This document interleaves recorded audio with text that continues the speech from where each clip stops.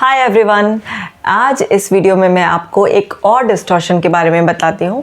उम्मीद है कि आपने मेरा इसका पहला पार्ट ज़रूर देख लिया होगा, जिसमें मैंने आपको बताया था कि किस तरह से सीबीटी थेरेपिस्ट आपके जो कॉग्निटिव डिस्टॉर्शंस हैं, जो आपके अंदर फॉल्टी थिंकिंग पैटर्न है, उसको पकड़ लेते हैं और आपको वो थॉट पैटर्न को चेंज करने में मदद करते हैं।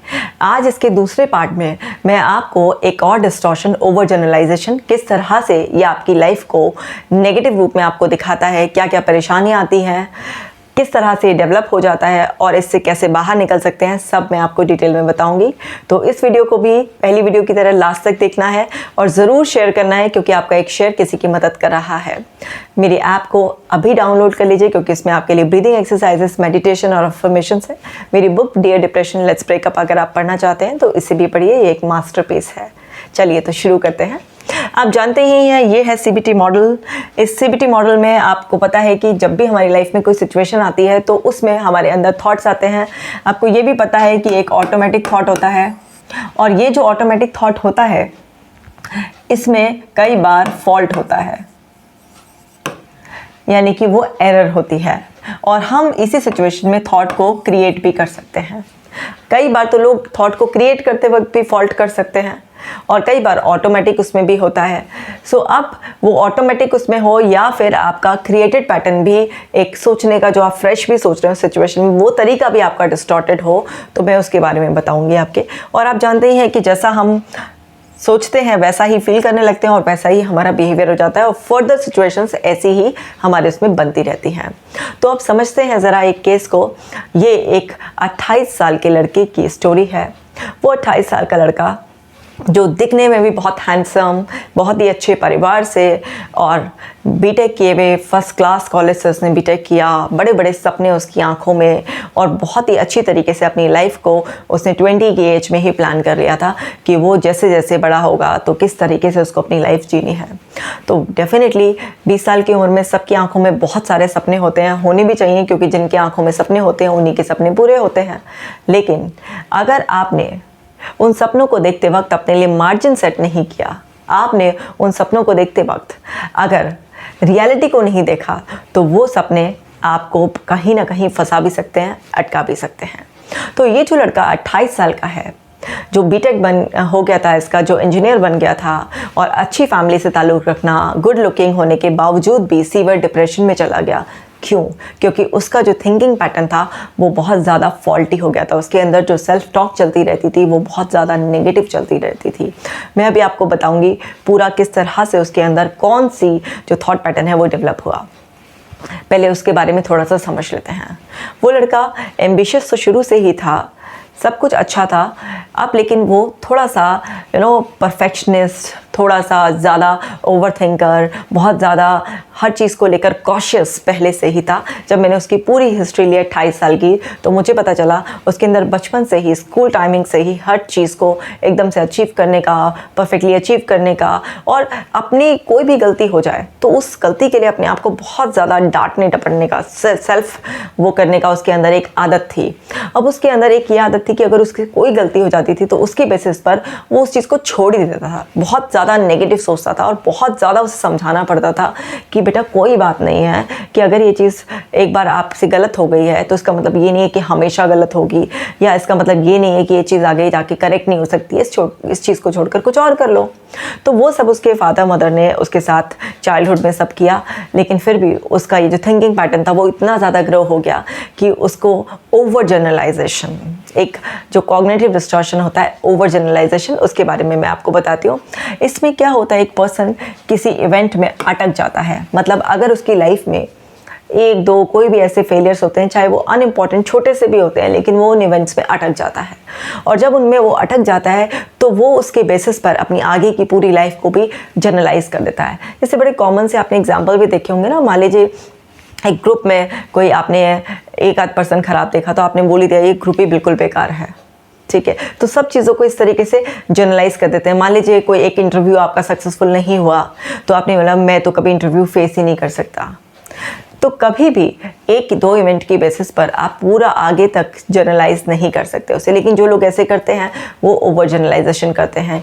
अब इसके साथ क्या हो रहा था, इसके साथ ये हो रहा था कि इसने 20 साल की एज में सपने देखे थे कि जैसे ही मेरे कॉलेज में कैंपस प्लेसमेंट के लिए कंपनीज आएंगी तो मेरा फर्स्ट क्लास कंपनी में सिलेक्शन हो जाएगा, मेरा बड़ा अच्छा सैलरी पैकेज होगा, और मुझे ऑडी खरीदनी है, मुझे अपना फ्लैट खरीदना है, गर्लफ्रेंड से शादी करनी है। इसने 30 साल तक के अपने लिए ये सब कुछ फिक्स कर लिया था। अब ऑडी खरीदनी है, फ्लैट खरीदना है, गर्लफ्रेंड से शादी करनी है, सपने तो सारे बड़े अच्छे अच्छे हैं, लेकिन अब मान लीजिए कोई पर्सन 24-25 साल की एज में अपना वो पूरा कंप्लीट करा है, एंड देन उसके बाद वो सिर्फ 5 साल में ऑडी खरीदने का, फ्लैट खरीदने का, गर्लफ्रेंड से शादी करने का पूरे बड़े बड़े सपने देख रहा है। तो उसे ये भी तो देखना चाहिए कि उसने जो अपने लिए सेट किया है बाहर वो कैसे किया है। सो अब उसने क्या हुआ कि जब वो कॉलेज में था, जो उसके कैंपस में जो कंपनीज आई, तो जिस कंपनी में वो चाह रहा था कि उसका सिलेक्शन हो, उस कंपनी में उसका सिलेक्शन नहीं हुआ किसी वजह से। तो वहीं पर उसका दिमाग अटक गया कि अब मेरा उस कंपनी में सिलेक्शन नहीं हुआ जो मैं चाह रहा था, मेरा सैलरी पैकेज वो नहीं होगा। इसका मतलब है कि अब मैं लाइफ में कुछ भी नहीं कर सकता, ना मेरी टाइम पे ऑडी आएगी, ना मैं फ्लैट खरीद पाऊंगा, और नहीं मेरी गर्लफ्रेंड से शादी होगी। वो ये सोचेगी कि झूठ बोल रहा था। उसका दिमाग उस इवेंट में अटक गया कि मेरा सिलेक्शन उस कंपनी में क्यों नहीं हुआ जिसमें मैं चाह रहा था। इसका मतलब है मैं फेलियर हूँ, मैं अपनी लाइफ में कुछ नहीं कर सकता। मतलब उसके लिए एक छोटा सा ये जो फेलियर था कि उसका मनपसंद कंपनी में सिलेक्शन नहीं हुआ था, उसने वहाँ पर उसकी ज़िंदगी अटका दी। उसका उस इवेंट में वो अटक गया बुरी तरह से, कि यानी कि अगर मेरा ये अचीवमेंट नहीं हो पाया, इसका मतलब है मैं लाइफ में कुछ भी नहीं कर सकता, मेरी लाइफ बिल्कुल बेकार है। उसने ओवर जनरलाइज कर दिया। तो जब भी ओवर जनरलाइजेशन आपके साथ होता है तो आप किसी इवेंट में अटक जाते हैं और आपको सोशल एंग्जाइटी भी होने लग जाती है। क्यों? क्योंकि एक पर्सन जब किसी एक इवेंट में अटक गया है, वो बाहर ही नहीं पढ़ पा रहा है, तो वो अपने आप को वहीं पर अटका हुआ, पिछड़ा हुआ महसूस करता है। तो वो क्या करता है, धीरे धीरे लोगों को अवॉइड करना स्टार्ट कर देता है। उसे ये लगने लगता है कि सभी लोग उससे बेटर हैं, और उसको सोशल एंग्जाइटी डेवलप हो जाती है। वो लोगों को अवॉइड करना स्टार्ट कर देता है, आइसोलेटेड फॉर्म में रहता है। उसको लगता है लोग उसी के बारे में बात कर रहे हैं, और सब जो वो अपने बारे में सोच रहा होता है, अपनी लाइफ को बिल्कुल बेकार तरीके से देख रहा होता है। आगे तक उसने पूरा का पूरा वहीं पर एक फुल स्टॉप जैसा लगा दिया है कि अब कुछ वो होप नहीं है, अब सब कुछ बेकार ही है। तो उसमें क्या होता है कि उसके अंदर एक सोशल एंग्जाइटी वाला पैटर्न भी डेवलप हो जाता है, क्योंकि उसको लगता है कि अब तो ये हमेशा ही होगा। सो वो वहाँ पर एक्सट्रीम में जब आगे तक 1-2 इवेंट के बेसिस पर जनरलाइज कर देता है, तो उसको सोशल एंग्जाइटी भी डेवलप हो जाती है, एंड साथ ही साथ उसके अंदर क्या चलता है, आई कांट डू एनीथिंग, मैं कुछ भी नहीं कर सकता। मतलब अगर एक कंपनी में सिलेक्शन नहीं हुआ तो मैं कुछ भी नहीं कर सकता, मैं बेकार हूँ, मेरी लाइफ बिल्कुल बेकार है। और इससे सुसाइडल थॉट्स तक डेवलप हो जाती हैं, क्योंकि एक इंसान को ऐसा लगता है कि अब वो लाइफ में कुछ भी नहीं कर सकता। वो 1-2 इवेंट में अटक कर उसने पूरी लाइफ को जनरलाइज कर दिया, और उसके अंदर 28 का होते होते सुसाइडल थॉट्स भी आ रही थी कि मेरी लाइफ बिल्कुल बेकार है। ऐसा नहीं है कि वो कहीं जॉब नहीं कर रहा था, बट वो बिल्कुल अनहैप्पी था, क्योंकि उसके दिमाग में तो बस वही कंपनी अटकी हुई थी कि उस कंपनी में मेरा सिलेक्शन नहीं हुआ, तो इसका मतलब ये है कि अब मेरी लाइफ बिल्कुल बेकार है। जबकि उसकी दूसरी जो जॉब थी वो भी ठीक थी। हाँ, 30 साल की उम्र तक नहीं तो चलो 35 तक नहीं, 40 तक वो अपने सारे सपने पूरे ही कर लेता। या उसने इस तरफ ध्यान नहीं दिया कि मुझे किस तरीके से अपनी लाइफ को बेटर करना है, मेरा उसमें सिलेक्शन क्यों नहीं हुआ, मैं दोबारा ट्राई करूँ। उसने इस तरफ ना सोच के बस उस इवेंट में अटक गया। तो उसका माइंड क्या गलती कर रहा था, उसका माइंड यहाँ पर देखिए ज़रा, जब ये सिचुएशन हुई उसके कैंपस में सिलेक्शन के लिए, जब कंपनी आई तो वो सिचुएशन हुई। अब उस सिचुएशन में उसका क्या हुआ कि सिलेक्शन नहीं हो पाया उसमें, तो उसके दिमाग में एकदम थॉट आया कि मेरा इस कंपनी में सिलेक्शन नहीं हो पाया, इसका मतलब तो मैं फेलियर हूँ, और मैं फेलियर हूँ तो मैं कुछ नहीं कर सकता लाइफ में। तो उसने एक उस नेगेटिव इवेंट के बेसिस पर अपनी पूरी लाइफ को जनरलाइज कर लिया, और बिल्कुल डिप्रेस रहने लगा, उदास, ओवर थिंकिंग वहाँ से स्टार्ट हो गई। मैं कुछ नहीं कर सकता, मैं कुछ नहीं कर सकता, मैं कुछ नहीं कर सकता, मेरी लाइफ बेकार है। दोस्तों को अवॉइड करना शुरू कर दिया, काम में उसकी परफॉर्मेंस डाउन होने लगी। बस जैसे तैसे वो दूसरी जगह काम कर रहा था, लेकिन उसकी परफॉर्मेंस दिन ब दिन डल होती जा रही थी। उसके अंदर ये था कि बस अब सबको छोड़ छाड़ कर मैं जो है ना बिल्कुल अलग रहूँ। गर्लफ्रेंड को अवॉइड करना स्टार्ट कर दिया। गर्लफ्रेंड ने बहुत समझाया, फादर ने बहुत समझाया, इवन उसकी गर्लफ्रेंड इतनी कोऑपरेटिव थी कि वो सेशंस में भी उसके साथ आने लगी, लेकिन उसके दिमाग उस चीज़ पर अटक गया था कि नहीं, मैं कुछ नहीं कर सकता लाइफ में, कि ये सब लोग कह रहे हैं लेकिन मुझे पता है ना मैं कुछ नहीं कर सकता। तो उसका दिमाग क्या कर रहा था, ओवर जनरलाइजेशन कर रहा था। अभी जो ओवर जनरलाइजेशन होता है हमारे साथ, इसमें इंसान को बस ये लगता है कि अब वो कुछ भी नहीं कर सकता। तो उसके दिमाग में सुसाइडल थॉट्स आ रहे थे कि अब मेरी लाइफ बेकार है, मैं कुछ नहीं कर सकता, मैं फेलियर हूँ, तो बस मेरे को जीने का क्या फ़ायदा है। उसको ऐसा लगता है कि सब उस पर हंसेंगे कि वो एक फेलियर है, जबकि वास्तव में ऐसा नहीं होता। हमें समझना होगा कि जब हमारे साथ ये ओवर जनरलाइजेशन हो और हमारा दिमाग किसी इवेंट पर अटक जाए, तो हमें ये समझना है कि वो जो इवेंट था वो किस हालात में हमारे फेवर में नहीं हो पाया, मतलब आखिर क्या कमी रह गई, और वो जो सिचुएशन हुई थी वो किस वजह से, किन हालात, किन परिस्थितियाँ उस टाइम पर क्या था, आपको ये देखना है। हर सिचुएशन एक नई सिचुएशन होती है। अगर आप हर नई सिचुएशन को पुराना मीनिंग देते रहेंगे तो फिर आप कैसे उस सिचुएशन को नए नज़रिए से देखेंगे। और ऐसे एक दो फेलियर्स तो किसी की भी लाइफ में आ जाते हैं, कभी भी किसी से कोई कमी रह जाती है। इसका मतलब ये नहीं है कि वो जो कमी हमारे साथ हुई है वो कमी हमेशा रहेगी। कमियों को सुधारा भी जा सकता है, अपने आप को हमेशा इम्प्रूव भी किया जा सकता है। याद रखिए, हर एक्सपीरियंस ज़रूरी नहीं कि आपको सक्सेस देगा, लेकिन लोगों ने क्या कर रखा है, सक्सेस नहीं मिली तो उसका अपोजिट फेलियर जैसी कोई चीज़ नहीं होती है। या तो कोई इवेंट आपको सक्सेस देता है या फिर आपको कोई लर्निंग देता है। तो हमेशा मेरी बात याद रखिएगा कि जो भी इवेंट होता है या तो वो आपको सक्सेस यानी कि जो डिज़ायर्ड आपने चाहा था, जो एक्सपेक्टेड था वो देगा। अगर आपको एक्सपेक्टेड नहीं हुआ, अनएक्सपेक्टेड है, तो प्लीज़ उसे फेलियर मत कंसिडर कीजिए, क्योंकि वो फेलियर नहीं होता, वो लर्निंग होती है। लोग क्या सोचते हैं कि बस अगर सक्सेस नहीं मिली है तो बस वो फेलियर है, और फेलियर का दिमाग में हमारी इतनी बुरी कंडीशनिंग हुई भी होती है। बचपन से हमें इसी तरीके से एक्सट्रीम में सोचना सिखाया जाता है कि या तो बिल्कुल टॉपर्स अच्छे हैं या फिर वो फेलियर हैं, बाकी कुछ नहीं है। लेकिन हमें बीच का रास्ता नहीं दिखाया जाता। हमें समझना होगा कि एक दो इवेंट अगर हमारे फेवर में नहीं हुए, इसका मतलब ये नहीं है कि हम फेलियर हैं। उस इवेंट से हमें लर्निंग लेनी है, और उस लर्निंग के बेसिस पर हमें आगे अपने आप को इवेंट के लिए प्रिपेयर होना है और हमें बाउंस बैक करना है। और जब हम उस लर्निंग से आगे जाकर नई सिचुएशन में अपना पूरे विजडम को यूज़ करके अपने बेस्ट एफर्ट्स डालेंगे, तो वो जो सिचुएशन है वो हम जैसा एक्सपेक्ट कर रहे हैं, जैसा चाह रहे हैं, वैसे ही हमें रिजल्ट्स मिल जाएंगे। और कई बार अगर नहीं भी मिलते हैं उतने एक्सपेक्टेड रिजल्ट्स, तब भी हम एक दो सिचुएशन, दो चार सिचुएशंस के बेसिस पर अपनी पूरी लाइफ को जनरलाइज नहीं कर सकते हैं।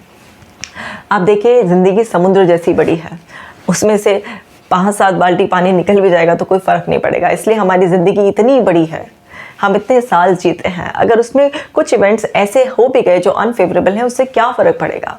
बस आपको फ्रेश शुरुआत करनी है हर बार। ओवर जनरलाइज मत कीजिए, क्योंकि ओवर जनरलाइज करने से आपको कभी भी उस इवेंट से अपने आप को अलग करने का मौका ही नहीं मिलेगा। वो इवेंट आपको जकड़े रखेगा, आपको पकड़े रखेगा। तो आपको इस डिस्टॉर्शन को मिनिमाइज़ करने के लिए क्या समझना है कि जो इवेंट हुआ उस पर्टिकुलर इवेंट को वहीं पर ख़त्म करना है। और इवेंट को ख़त्म करने का क्या तरीका होता है, उस इवेंट को देखिए कि उसमें छुपी हुई लर्निंग क्या थी, उसको लर्निंग को ले लीजिए।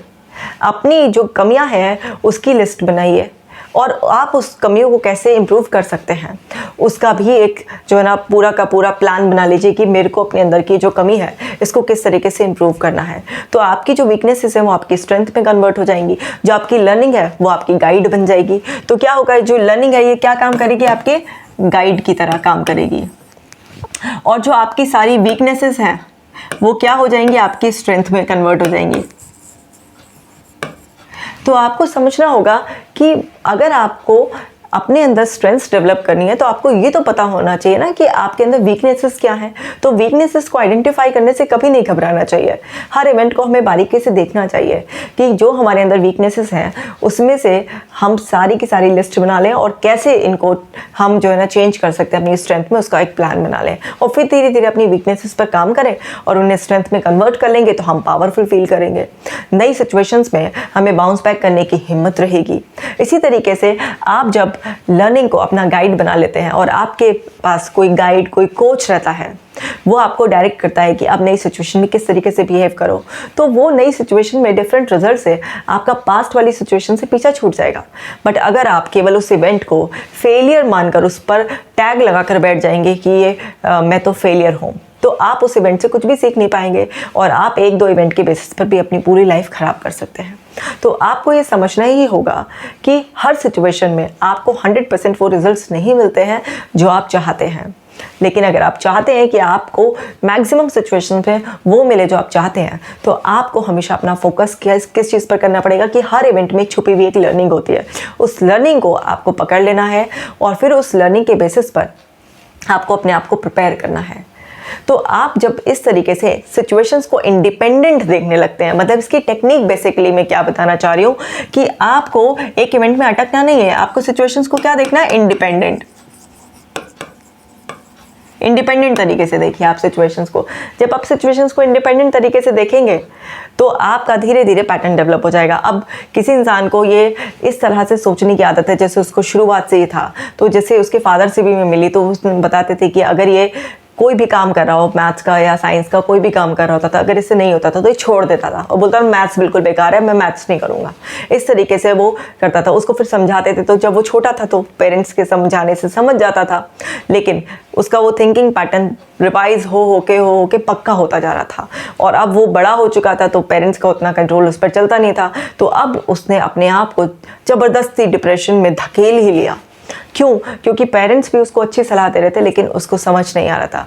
अब पेरेंट्स अच्छी सलाह तो दे रहे थे लेकिन पेरेंट्स को ये नहीं पता था कि कॉग्निटिव लेवल पर स्टेप बाय स्टेप किस तरह से काम करना है, माइंड को रिप्रोग्राम कैसे किया जाता है। तो इसके लिए सीबीटी थेरेपी होती है, इसकी बहुत पावरफुल टेक्निक्स होती हैं जिससे कि एक पर्सन के माइंड को रिप्रोग्राम कराया जाता है और थेरेपिस्ट पकड़ लेते हैं कि किस पर्सन के साथ कौन सी एरर हो रही है और फिर उसको उसी से रिलेटेड टेक्निक्स बताई जाती हैं। तो ये मैंने कुछ प्रैक्टिस आपको घर के लिए बता दी है। इसके साथ साथ आपको ब्रीदिंग एक्सरसाइजेस, मेडिटेशन, ये सब तो करना ही होता है, और ग्रैटिट्यूड जर्नल।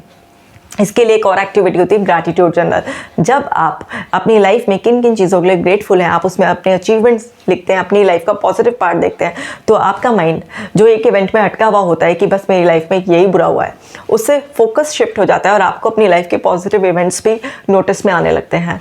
तो इन सब से आपका माइंड जो है ना चेंज होने लगता है। तो मैंने आपको ये कुछ टेक्निक्स बता दी आपके घर की प्रैक्टिस के लिए, और उम्मीद करती हूँ कि आप ये प्रैक्टिस ज़रूर करेंगे, क्योंकि मुझे पता है कि आप मेरी वीडियोस देखकर ज़रूर प्रैक्टिस करते हैं और आपको फ़ायदा हो रहा है। जो फ़ायदा आपको हो रहा है ये दूसरे को भी हो, तो इसलिए इस वीडियो को शेयर ज़रूर करना है। और जब आप ये सब चीज़ें करेंगे तो आप देखेंगे कि कुछ ही महीनों की प्रैक्टिस में आप अपने ओवर जनरलाइजेशन की हैबिट को ब्रेक कर कर अपने माइंड को रीप्रोग्राम कर लेंगे। अगर आप अपने लेवल पर नहीं कर पाते हैं तो किसी भी थेरेपिस्ट से आप ज़रूर मिलें, लेकिन आपको इन डिस्टॉर्शंस के चक्कर में फंसना नहीं है, क्योंकि ये ऑटोमेटिक थिंकिंग पैटर्न है, ये फॉल्टी थिंकिंग पैटर्न है और ये आपको किसी भी हद तक बर्बाद कर सकता है। तो अलर्ट हो जाइए और इस थिंकिंग पैटर्न को चेंज करिए।